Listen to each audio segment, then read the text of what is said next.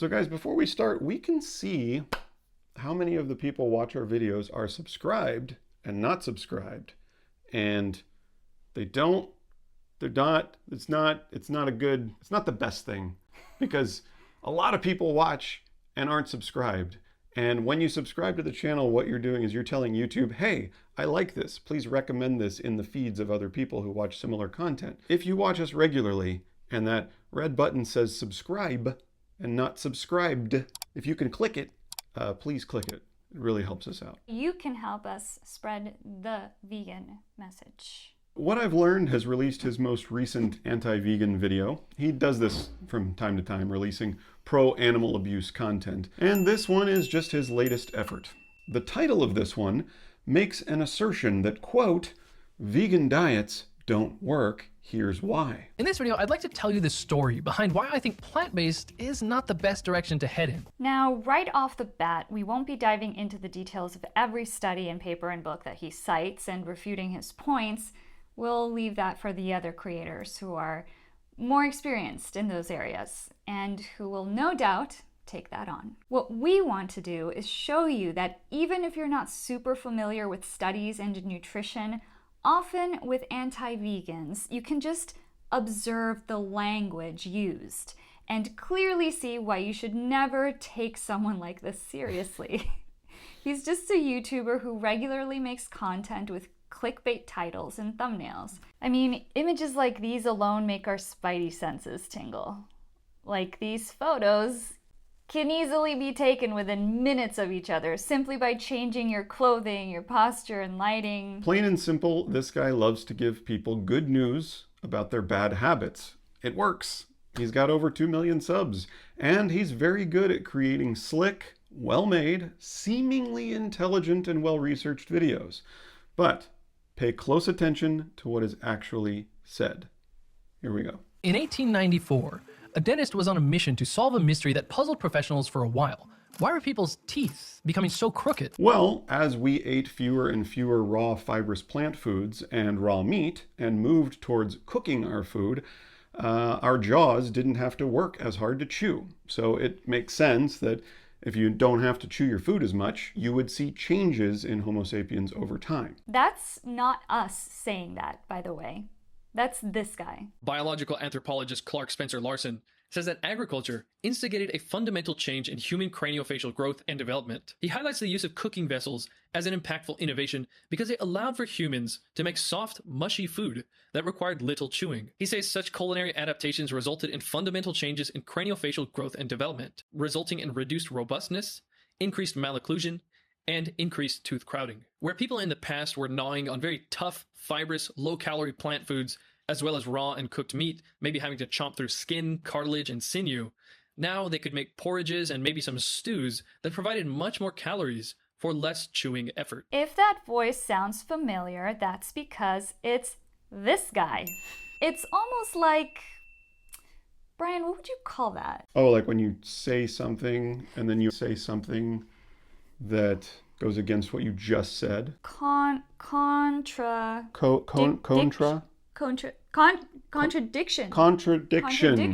Contradiction. That's what it is. Having straight teeth seemed to generally mean that the rest of the face was more attractive. So apparently if you want straight teeth, strong jaws, you should be eating lots and lots of raw plant foods to force you to chew some more. And this is a video about why vegan diets don't work?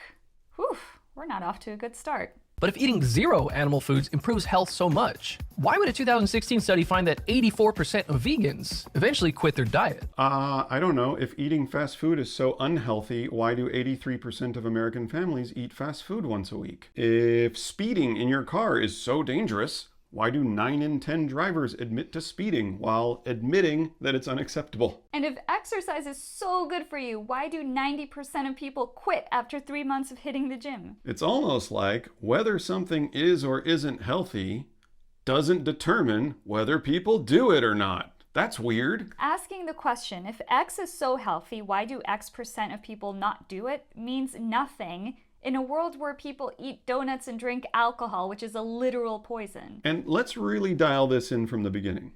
A vegan diet does not exist. No, we're not being semantic nitpickers. This is something that everyone needs to understand.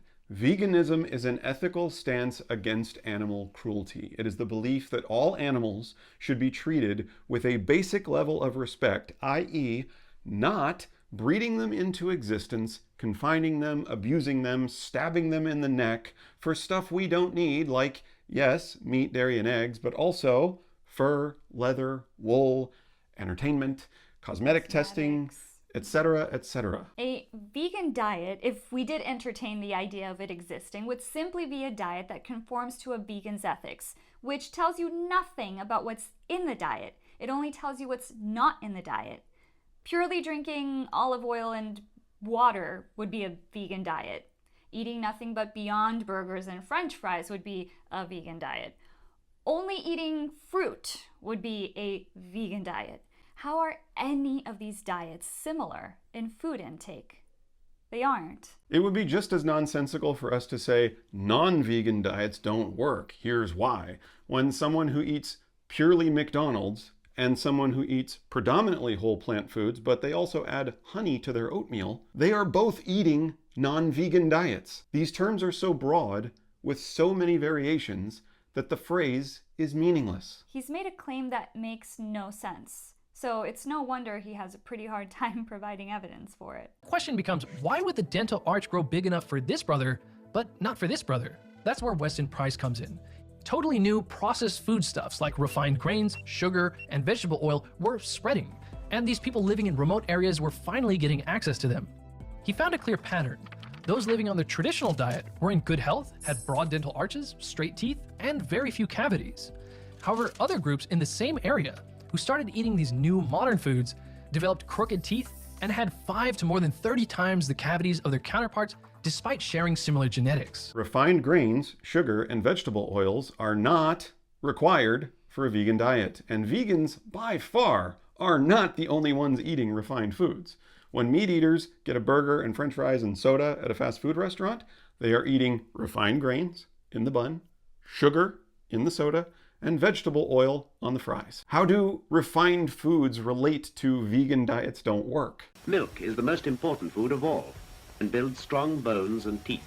Dr. Price noted full-fat dairy as one of the traditional foods that these people considered valuable. So it's interesting to observe that the Dutch are competing with Montenegrins for the tallest people in the world title, and they happen to be second and third on the list for the most milk consumed per capita in the world. Interesting how dairy could be such an important food when the majority of humans worldwide are lactose intolerant. When we look at populations of virtually all people of color, all are majority lactose intolerant. It's really only people of European descent that commonly have the mutation that allows for the digestion of lactose into adulthood. Oh, but some white guy in 1939 says, Milk is the most important food of all. Okay, I guess it must be true. I mean, in reality, it seems like diets that include dairy don't work for most Homo sapiens on the planet. And if we're going to go down the road of milk equals natural and natural equals good, have you noticed how unnatural it is for mammals to drink the milk of another species? Also, hidden in this milk equals taller claim is an implied given. It's the idea that taller is better for your health, which is not a given. And even if vegans were shorter on average, we have seen no evidence that they are. But even if that were true, that doesn't automatically make them less healthy. Being tall or short both come with advantages and disadvantages in terms of health. I recently interviewed Giovanna Mendoza, who essentially made a career based around her vegan lifestyle. No, she didn't. Ravana made her career off of raw fruitarianism, not veganism. It's in her name, Ravana. Sure, now she's Giovanna, just like how raw alignment is now evolving with Elise. Again, yes, a raw fruit diet would align with vegan ethics, but eating raw fruit and doing juice cleanses and water fasts is not a requirement to be vegan. Veganism incorporates intention, and what that essentially means is that when the motivation is ethics, and therefore for a greater cause, vegans are more likely to seek solutions to any issues that may arise because there is a greater responsibility attached, as opposed to plant-based eaters who are more likely to give up plant-based eating because the motivation whether that be social media trends or health and wellness, tends to focus on self-gain and benefit. So any apparent alternative to plant-based eating will fit the bill. Yeah, we have to ask, why was Ravana eating raw fruit? For the victims or for the likes? Take vitamin A, for example. You might think the average vegan has way more vitamin A because it comes from vegetables like carrots or sweet potatoes. But that's not vitamin A, that's beta-carotene, and that has to be converted into vitamin A. And the conversion rate is very poor, about 12 to 1. Actually, it's closer to 21 to 1 because the fiber in plants makes it harder to absorb. Actual vitamin A only comes from animal foods or synthetic supplements. And the 2021 study found vegan Finnish children to have insufficient vitamin A. And a 2020 German study found vegans to have a lower vitamin A level than omnivores. Okay, again, an implied given that lower is worse. The word lower is a relative term. It's not a quantity. A lower level of vitamin A does not automatically equal unhealthy. If I, as a vegan, consume 101% of a certain vitamin, and a meat eater consumes 120% of a certain vitamin, we've both consumed 100%. So one is not necessarily better. Listen to the language, guys. The language. He's pulling sentences out that sound bad when they're taken out of context. Vitamin D is only found in animal foods, with some exceptions like mushrooms and some algae. Some people can simply get enough vitamin D from the sun, but if you live at latitudes above 37 degrees, your skin barely makes any vitamin D from the sun, except for in summer. And a 2016 Finnish study found vegans' level of vitamin D to be 34% lower than omnivores. Again, lower does not equal unhealthy. Doctors recommend vitamin D supplements to everyone, vegan or not, because of exactly what he said. People live their lives indoors and don't get enough sun exposure to synthesize enough vitamin D on their own. But if you're in the reference range, whether your levels are slightly higher or lower does not make vegan diets not work. Vegan diets. Speaking of all these nutrients good for the skeleton, a 2021 Polish study found vegan children to have weaker bones and were 3 centimeters shorter than their meat-eating counterparts. Another instance of an implied given. Weaker and shorter are, again, relative terms.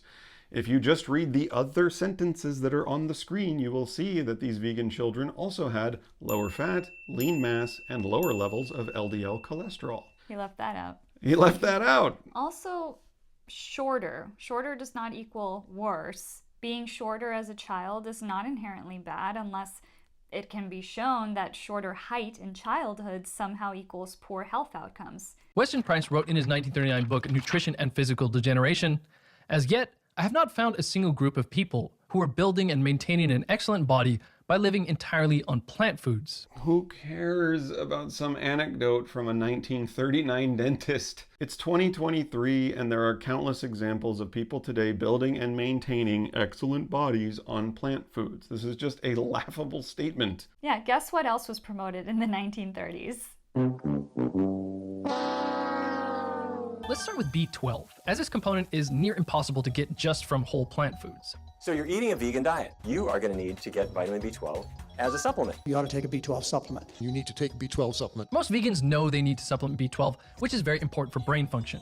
Yet, one study looking at B12 status in vegetarians and vegans found that 7% of vegetarians and 52% of vegans were not getting enough B12. Perhaps the B12 supplements don't work exactly like animal foods do. This isn't to say it's impossible to get enough B12 from supplements. Perhaps some people simply need to take more of them, or a different type. A B12 supplement might not work quite the same as animal-derived B12. We've cited this endlessly on this channel. 90% of B12 supplements produced in the world are fed to livestock. Guys, if you eat meat, you are getting your B12 from a supplement. This is not a vegan problem. B12 comes from bacteria, and because we live in a very sanitized world, everyone's a germaphobe, everyone should supplement B12, and everyone should get their B12 levels checked periodically. If you're not supplementing B12, you might have low levels of B12. So as mentioned, 84% of vegans eventually go back to eating animal products. Many do quit the diet because of health issues. I had strong faith that I could get everything that I needed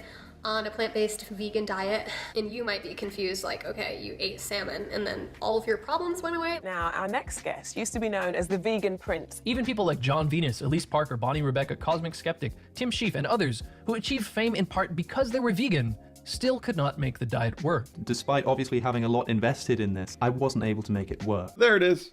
There we go. Ooh, ouch. Cosmic skeptic being used in a vegan diets don't work video, even though he himself said multiple times that well-planned plant-based diets are perfectly healthy. So people have been asking, well, what's this magical nutrient that you can only get from an animal product that you can't get from plants? I want to clarify from the start, there isn't one. Every nutrient that you need to be healthy can be found in an adequately planned plant-based diet. The other YouTubers in the montage are not ethical vegans by any means.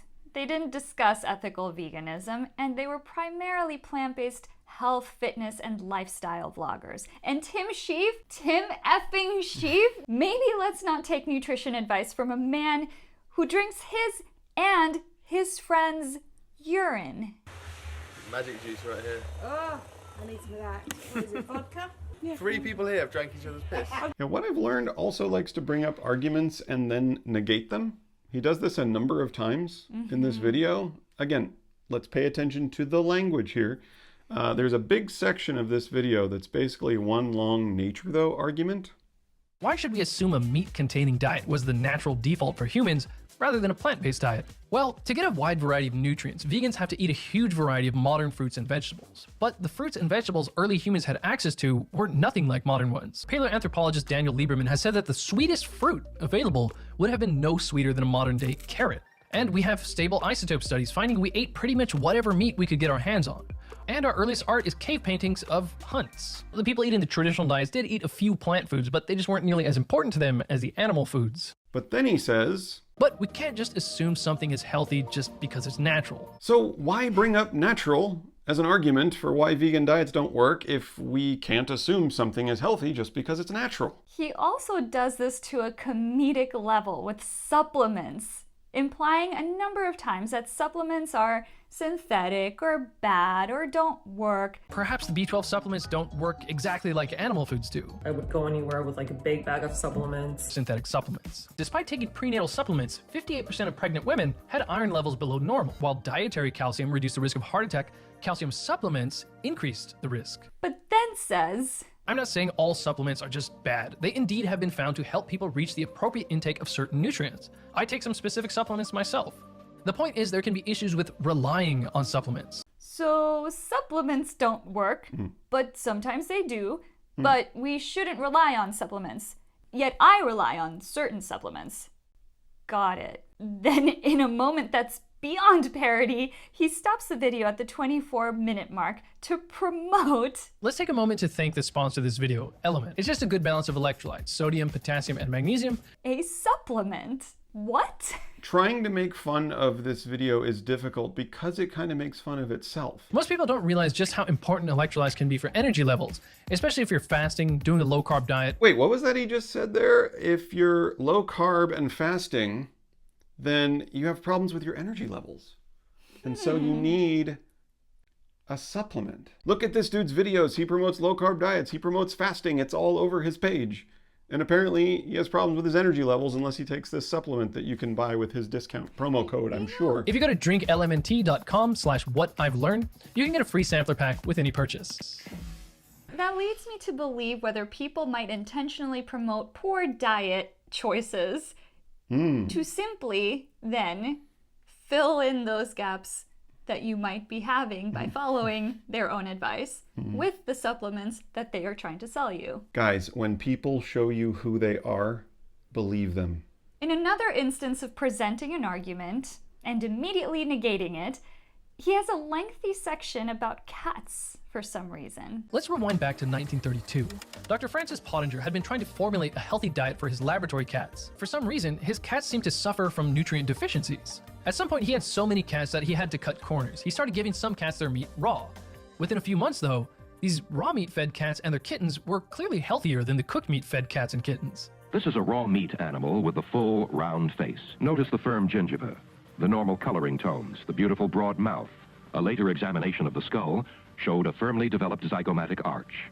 This prompted Pottinger to conduct a 10-year study to puzzle out the effect of cooked versus raw meat on hundreds of cats. He found that the cooked meat cats consistently had health problems. Their kittens were born underweight with brittle bones. Their teeth were crooked and crowded. They had allergies. Then, all these problems were even worse for their kittens. In fact, the third generation of these cats didn't survive more than 6 months. The cooked meat cats were unable to successfully reproduce after the third generation. Yeah, We know cats thrive on raw meat diets. We understand this concept, but what does that have to do with vegan diets not working? The point is not to say that we need to eat raw meat. We're not cats. Oh, so why are you bringing up cats? The point is, it's not about what's natural. It's about track record. Oh, it's not about what's natural? So why did we do the whole nature though, ancestors though nonsense? With humans, it takes far longer to see the generational impact of a diet. Whatever we've been eating the past couple decades already has a pretty bad track record. Like the cats, some markers of our health seems to be worse with each generation. Something about our modern environment is leading to all kinds of problems. Yes, and given that the vast majority of humans today and for the past century are not and were not vegan, how can this bad track record be linked to veganism? We are not overdosing on broccoli or Brussels sprouts or carrots. Guys, most people are not vegan, and most people have these health problems. I can't do it. This is all we can take. This is all we can get through, at least for now.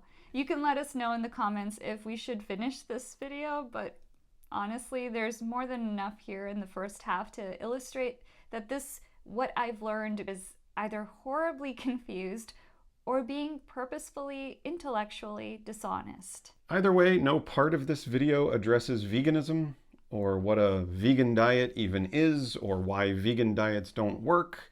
It's a mess. What we've learned is that this guy has not learned anything. As always, guys, a huge thank you to all of our patrons on Patreon. Thank you so much for supporting the channel. And if this is your first video, you just found the channel, or if you're a longtime viewer, if you just like what we do, if you like what we have to say, if our content brings value to your life in some way, please consider becoming a patron. The link is down below. And guys, just to give you an example of how we are now using your Patreon donations, now that we don't have chickens to care for, here's a little story. Our chicken vet is vegan, he knows we're vegan, and he reached out to us recently and asked us if we happen to build wheelchairs for cats, because he knows we build wheelchairs for chickens. There's a cat being cared for at a hospital in Newport Beach who is unable to walk. We don't build wheelchairs for cats, but we said we'd be happy to donate one. This is Lupito. And that is actually thanks to you. You can also check out our Etsy store if you'd like some stickers or prints for posters or t-shirts. We have some enamel pins. I don't think we'll be having an Etsy store next year, so everything that's on the store now will be gone. Will be gone soon. See you guys in the next one.